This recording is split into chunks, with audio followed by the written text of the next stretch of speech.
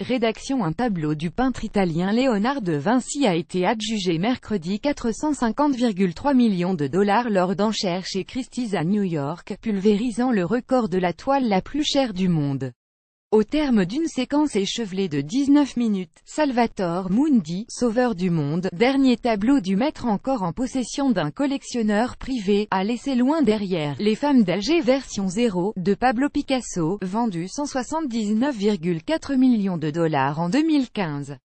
La maison d'enchères avait estimé à 100 millions de dollars la valeur de cette toile de 65 cm sur 45 cm, vendue pour 45 livres britanniques seulement en 1958, bien avant qu'elle n'ait été reconnue comme un authentique Leonardo en 2005.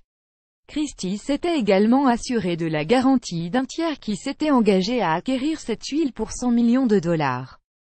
S'il est impossible de le déterminer avec certitude, il semble que Salvatore Mundi soit devenu le tableau le plus cher de l'histoire, toutes ventes confondues, y compris hors enchères. Deux tableaux, un de Koning et un Gauguin, cédés dans le cadre de ventes privées en 2015 pour 300 millions de dollars chacun selon plusieurs médias américains, étaient jusqu'ici considérés comme les plus onéreux au monde. La toile de Léonard de Vinci était jusqu'ici propriété du milliardaire russe Dimitri Ribolovlev, oligarque exilé qui préside le club de football de la Monaco. Il l'aurait acquis pour 127,5 millions de dollars auprès du marchand d'art suisse Yves Bouvier, qu'il avait lui-même acheté peu de temps avant pour 80 millions de dollars.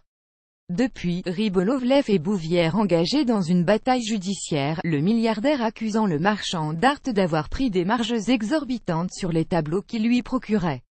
Le marché s'échauffe mercredi, dans une salle chauffée à blanc. Les enchères pour Salvatore Mundi ont démarré à 70 millions de dollars, et ont ensuite monté pas moins de 53 échelons jusqu'à 400 millions de dollars, devenus 450,3 millions avec commissions, frais et taxes. À mi-parcours, comme souvent, l'affaire s'est résumée à un duel entre deux acheteurs anonymes, qui passaient leurs ordres au téléphone, par le biais des vendeurs de Christie's. À 200 millions, une clameur s'est élevée du public, visiblement composé de beaucoup de visiteurs peu habitués à l'atmosphère feutrée des ventes. Le coup de marteau final a lui déclenché un tonnerre d'applaudissements et d'exclamations. L'histoire de cette toile, peinte autour de 1500 par Léonard de Vinci 14 521 519, est hors du commun. Elle a notamment été longtemps propriété des rois d'Angleterre, et a disparu pendant plus de 100 ans, avant de réapparaître à la fin du XIXe siècle.